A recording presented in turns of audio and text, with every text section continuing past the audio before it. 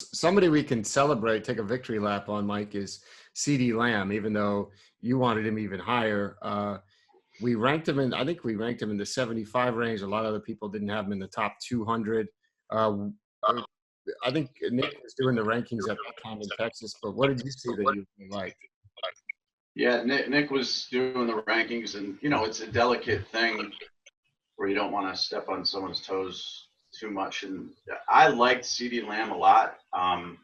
His body control, his ability, obviously, to separate downfield. He was sort of a long striding, skinny kid who put up big numbers and caught everything that came his way. Did I see, DeAndre Hopkins?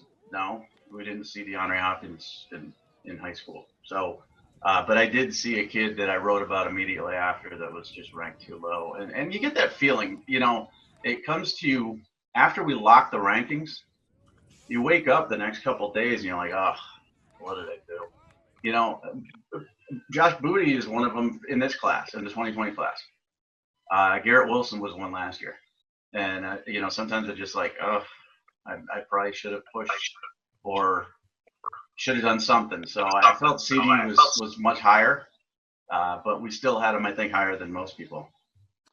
Yeah, he was a guy who was a regular at our camps, especially early in his career.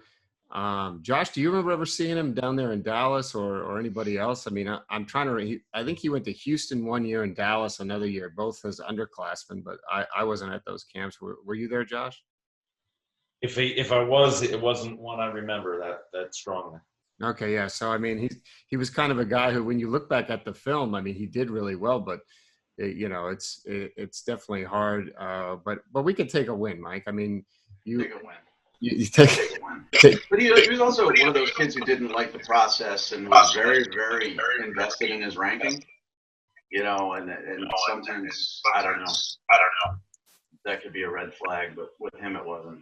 Yeah, when I talked to him at the college football awards about his ranking, he was like, "I hate rivals." He does. He hates rivals, and rightfully so. We are hateable people.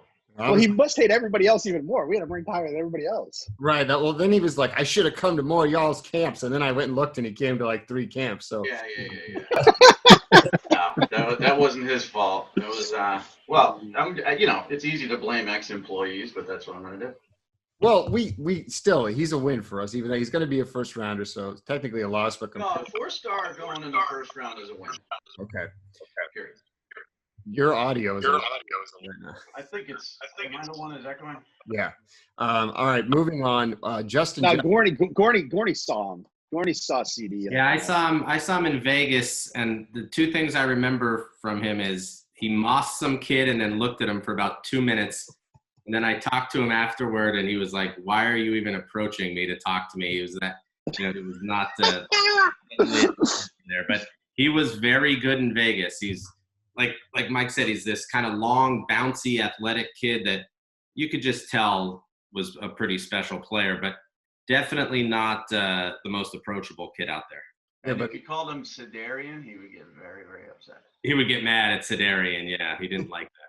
Yeah, so definitely a dog. Dog factor is high. I believe De'Aaron King was the quarterback on that 7-on-7 team too. Oh wow. Okay. All right. That's a pretty good team.